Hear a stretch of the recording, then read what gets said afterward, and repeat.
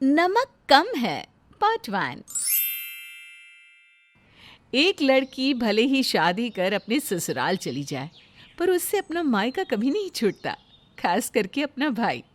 नेहा की शादी को 1 साल हो गया था।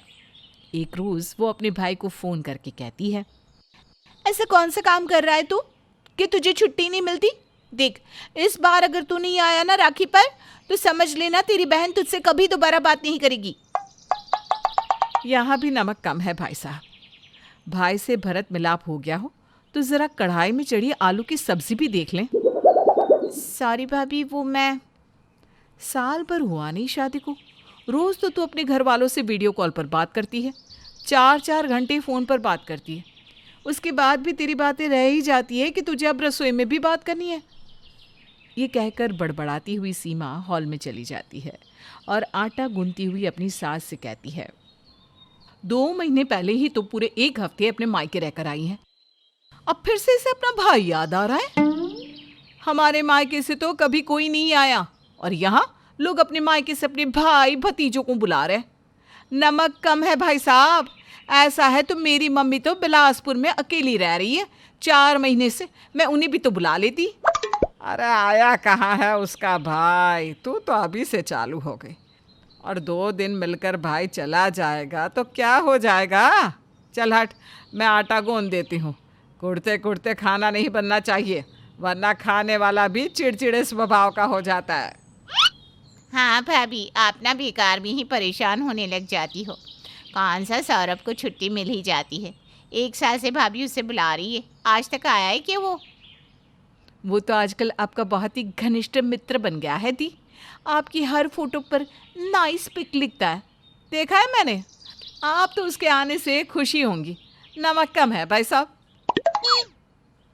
कहीं ये नंदिनी दी सौरभ के झांसे में आ गई तो ननद भाभी एक हो जाएंगी और सब मिलकर मुझे ही अलग कर देंगी।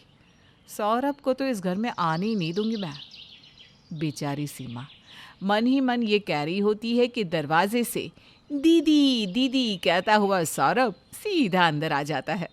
अपने भाई की आवाज़ सुनकर रसोई से भागती हुई नेहा सौरभ के गले लग जाती है। सौरभ को देखकर नंदिनी शर्मा जाती है। बहन से ही मिलता रहेगा कि बाकी लोगों से भी मिलेगा? जा अपनी बड़ी दीदी सीमा दीदी से भी मिल ले, माँ के पैर छू। ये अच्छा है कि नंदिनी तेरी ही उम्र की है। यहाँ अगर मैं रसोई में रहूँगी तो तेरा मन नंदिनी के साथ तो ज़रूर लग जाएगा। सौरभ जैसे ही सीमा के पैर छूने झुकता है कि सीमा पीछे हो जाती है। अब ठीक है सौरभ, मैं रोटियां सेकने जाती हूँ, तुम बाकी लोगों से मिल लो। बेचारी सीमा जो पहले ही अपनी देवरानी को इस घर से बाहर देखना चाहती थी, अब तो उसके परिवार वाले भी इस घर में आ रहे हैं और उन्हें आता देख उसे अपने हाथ से सत्ता जाती हुई दिख रही थी। आज तक इस घर में मेरा राज था। जब से ये लड़की घर में आई है तब से सबकी चहेती बन बैठी है। अब धीरे धीरे अपने मायके वालों को भी इस घर में घुसाना चाह रही है। क्या मैं समझती नहीं हूँ इसकी चाल? सौरभ बेटा, अगर तेरे जीजा ने ही तुझे इस घर से धक्के मार कर नहीं निकाला ना, तो मेरा नाम भी सीमा नहीं। रात को सभी बैठकर घर पर गप्पे मार रहे थे। सौरभ के आने से मानो पूरे घर का माहौल ही बदल गया हो। रात के खाने की तैयारी भी करनी है। नमक कम है भाई साहब। आप लोग गप्पे मारिए, मैं चलती हूँ रसोई में। मैं भी आती हूँ ना भाभी। अरे हट पगली, आज ही तो तेरा भाई आया है, कुछ देर तो उसके साथ बैठ, वरना वो क्या सोचेगा कि हम सब उसके दीदी से ही सारा काम करवाते हैं। सीमा के बदले मिजाज से सब चौंक जाते हैं, पर मन ही मन खुश भी होते हैं। पर सीमा तो चाल चल रही थी। वो जाकर रसोई में खाना तैयार करती है और सौरभ के लिए अलग से सब्जी निकालती है और उस सब्जी में जानबूझकर 1 चम्मच मिर्च और नमक डाल देती है। फिर एक आदर्श बहू बनकर सीमा सभी को खाना परोसती है।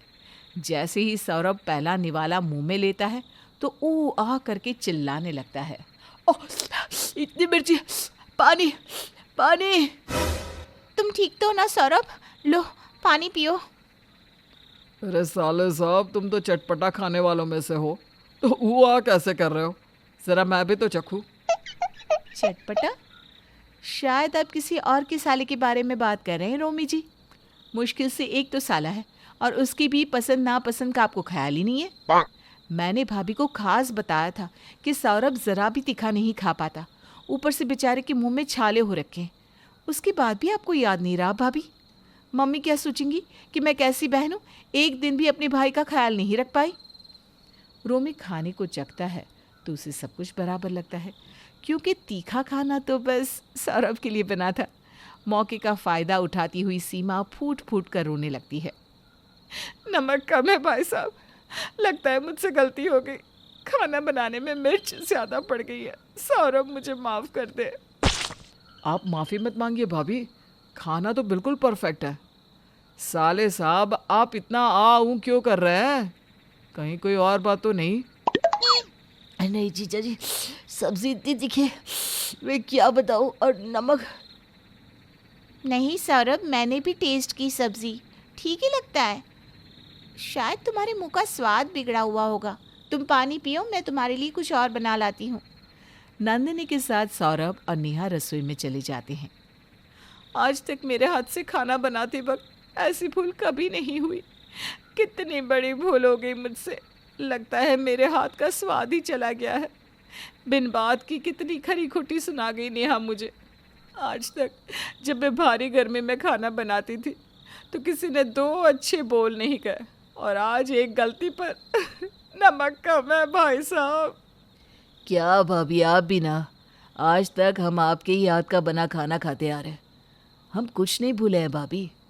और साले साहब और नेहा की बातों को आप इग्नोर कीजिए, मैं नेहा से रात में बात करता हूँ। ये थी शुरुआत साले और जीजा के बीच मनभेद की, और अब सौरभ के बाद इस झांसे में फंसने का नंबर था नेहा का। रात को 1 बजे अपने कमरे से निकलकर सीमा रसोई में जाती है, जहाँ पहले से ही नंदिनी उसका इंतजार कर रही थी। वाह भाभी, इसे कहते हैं चाल। पर जब कोई कांड करती हो ना आप, तो मुझे भी बता दिया करो। खैर, अब समय आ गया है नेहा भाभी का इस घर से और हमारी ज़िंदगी से निकलने का। कॉलेज में मेरी फर्स्ट प्लेस लेने वाली नेहा ने क्या सोचा कि मेरी भाभी बनने के बाद वो मेरे घर में भी फर्स्ट प्लेस ले लेगी? नो वे। कहते हैं ना, जो दिखता है वो होता नहीं, और जो होता है वो कहाँ दिखता है। सौरभ की सबसे करीबी दोस्त दिख रही नंदिनी असल में इस सारे षड्यंत्र में शामिल थी, और ये सब भी उसके प्लान का ही हिस्सा था। अब ये ननद भाभी की जोड़ी मिलकर आगे क्या चाल चलती है, इसके लिए हमें अगले भाग का इंतज़ार करना होगा। तब तक के लिए सोचते रहिए कि आगे क्या क्या होने वाला है।